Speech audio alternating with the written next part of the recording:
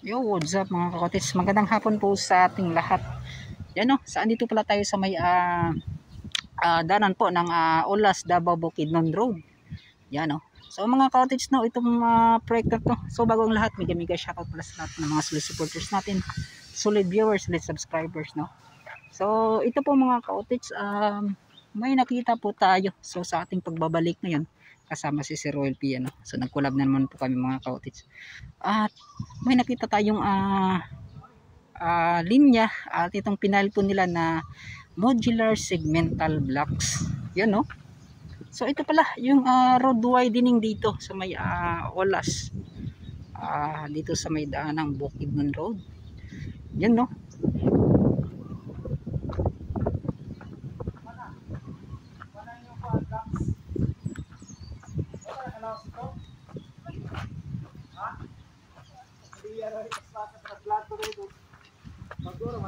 Konkretik yapon? Diriya konkretik yapon? Sa wiing na? Dili wiing kaning Jima. Jima na.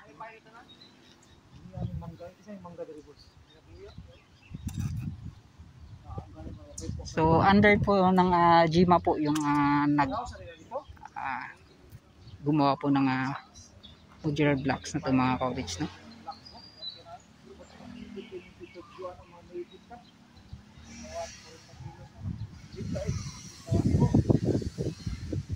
48 kilos na siya. Sa isa kayo nga ni 48 kilos. 8 kilos.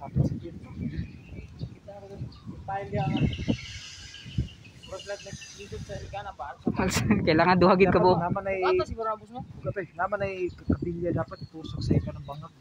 Ano yung mga kabilya lang doon, oh?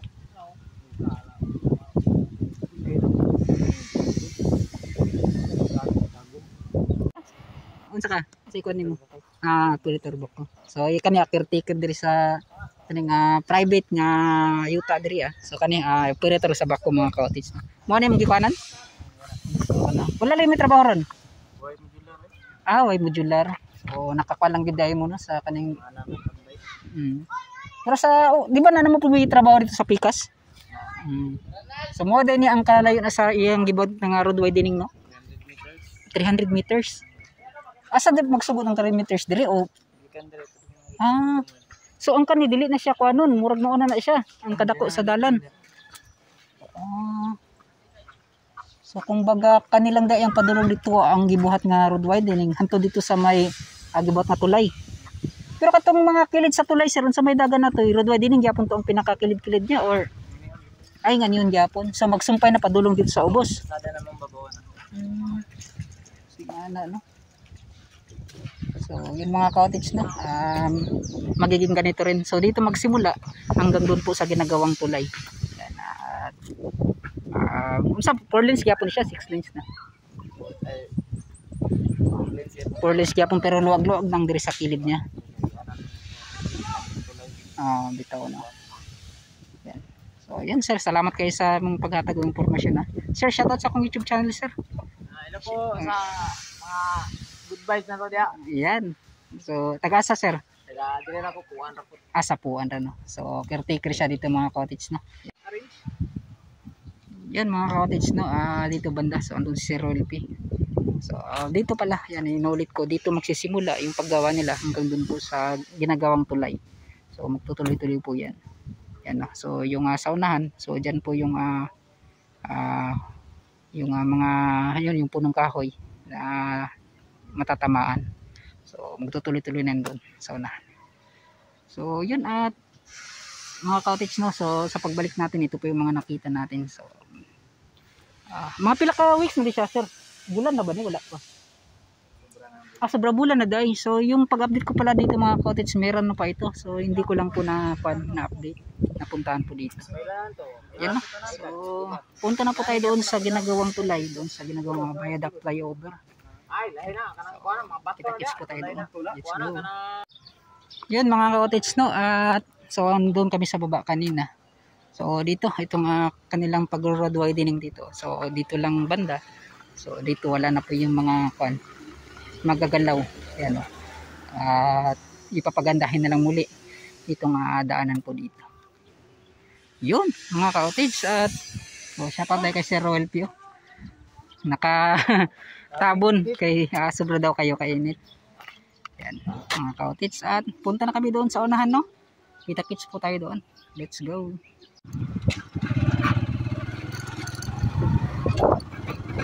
Ayun. Shout out mga ka. Kamat na tayo, ayaw pagkamat sir. Ano? Mga kaya. Ayun. Astas ba? Ayan, so yan ang pitutas. Talaga So nakuha gida yung mga pagkakuti diri. Diri ta diri. Yan mga kaotits, no?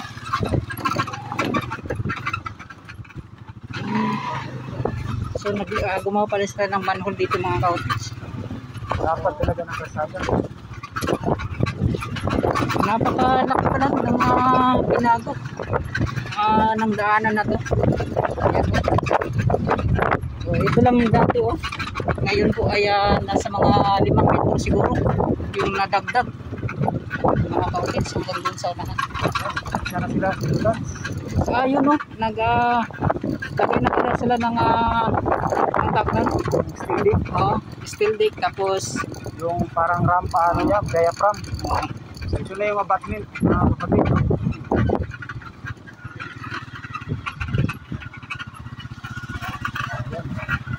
so yung diaphragm niya mga kautits, oh, is shout out. So, dalawang section na. Dari sa atas, sir, kadali. Papunta dari. So, may two span na po siya mga kautits, no? Ito nga pag Ay, ito buli ko. lagay po ng girder.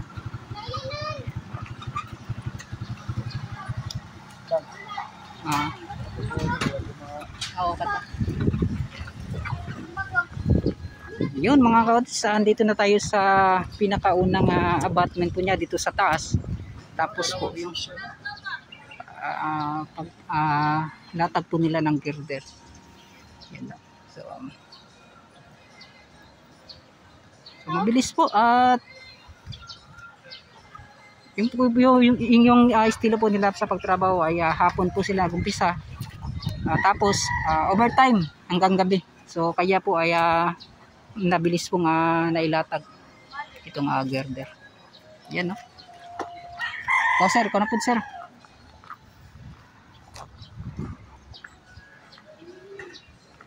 So yun, at mga ilang araw yan ngayon mga kautits, no, na ito dito banda ay sigurado naman sa ikapangatlong pier na po niya. Yun. So doon sa unahan may gumagawa para sa coping yung hulmaan po niya.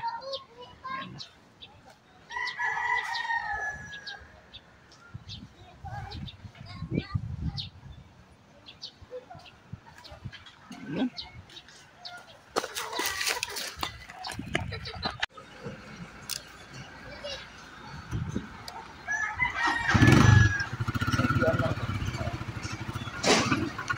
Ma-record siya dito lang. Oo, kanaka record.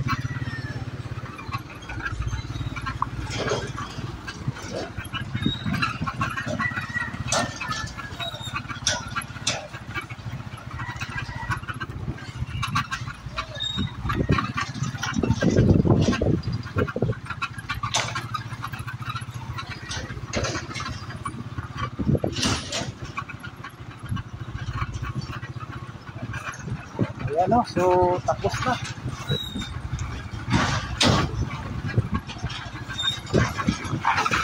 Dito mga kautits ay tapos na po yung paggawa nila ng kulong. Tapos coping naman po sa taas. So, maganda yung pagkabuhos po nila, yung pagkagawa. So dito yung hulmaan ay sineset up na po nila. Tapos ay malagyan na po ng coping. So dito ay tapos na rin.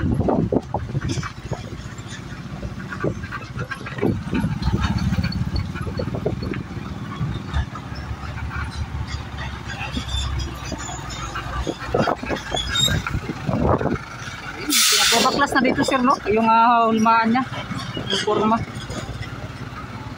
So dito lang sa tao mo dito.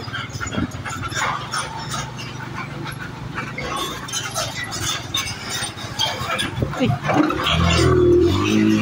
Grabe. Okay.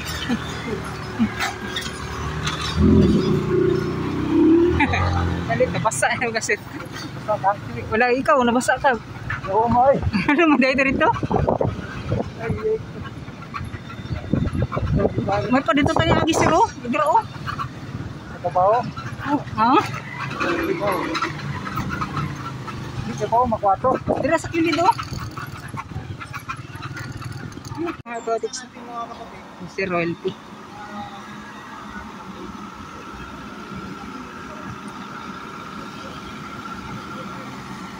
Oh, so ito na pa nga po mga cottage to, yung itsura niya dito sa ginagawang Viaduct flyover. So andun sa unahan. So medyo may mga pan na mga cottage, no, sa unahan yung paggawa na lang po talaga ng coping yung kulang. So dito banda, so hanggang doon sa pangalawang dugtong niya sa may proper interior, sa may Talomo interior yung mga cottage. So dyan po yung kanyang dugtong, no? Ay ito na lang talaga, isa, dalawa, tatlong paggawa po ng poste yung kailangan para po makumpleto lahat yun, no? At mga cottage, so ito po yung update natin dito sa ginagawang Viaduct flyover. May update na po tayo kasama si Sir Will. So, basang-basa po talaga doon sa daanan na yung mga cottage, no? So isa sa mga dahilan kung kaya po ay lawak po nila itong daluyan ng dito ng mga tubig. Yun, no?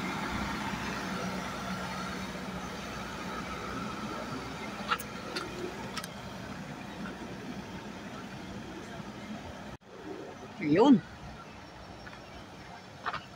At so dito ay may kwan na yung para sa pundasyon mga cottage, no? Yan. So, dito. Yan, mga pundasyon na.